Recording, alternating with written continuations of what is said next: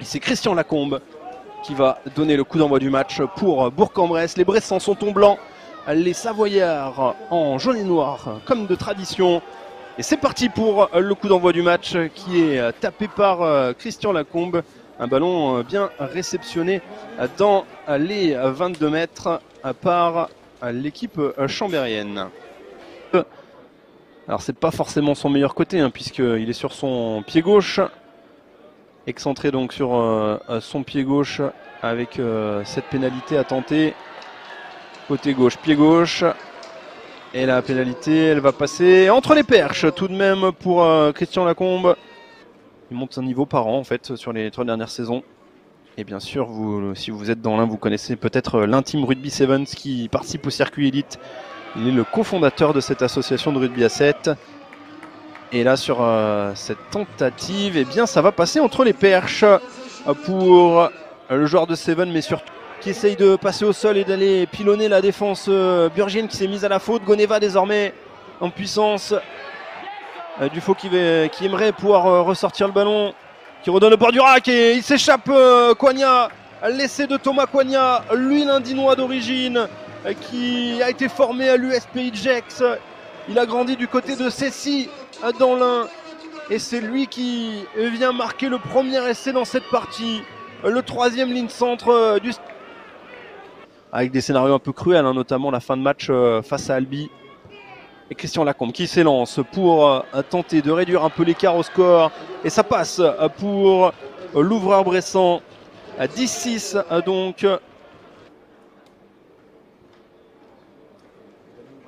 Il s'élance et le ballon qui va passer entre les perches. Il a réglé la mire et maintenant qu'il y a un ballon gratuit à jouer, sans doute que Nicolas Faure va essayer d'ouvrir, à moins que Loïc Baradel ne réussisse à se faire déjouer la défense chambérienne. Et c'est le cas derrière avec Waelmé, l'ancien chambérien qui vient marquer un essai entre les perches.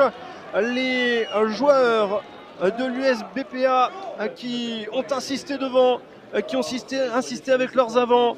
Une charge de capitaine Loïc Baradel qui a été suivi d'une nouvelle impulsion de Waelmé.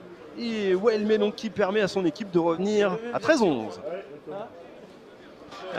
Donc ce n'est pas lui qui était fautif et il y aura bien carton jaune pour un joueur, en l'occurrence ce sera du côté de Chambéry qu'on va se mettre à la faute. Chose à faire, Ils ont 8 vestes, Et la pénalité qui passe entre les perches.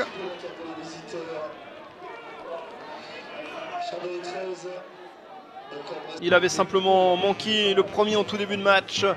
C'était à ce moment-là sous la pluie. Depuis, il a bien réglé la mire et il enquille à nouveau 3 points. L'occasion pour le SOC de repasser devant dans quelques secondes. Son coup de pied est brossé et passe de manière impeccable entre les perches.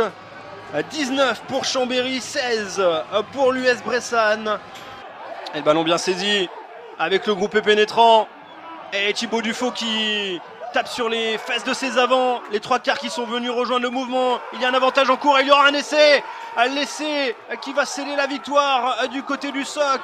Mais qui est sous la main de joueur. Oh, ça va encore s'agacer avec...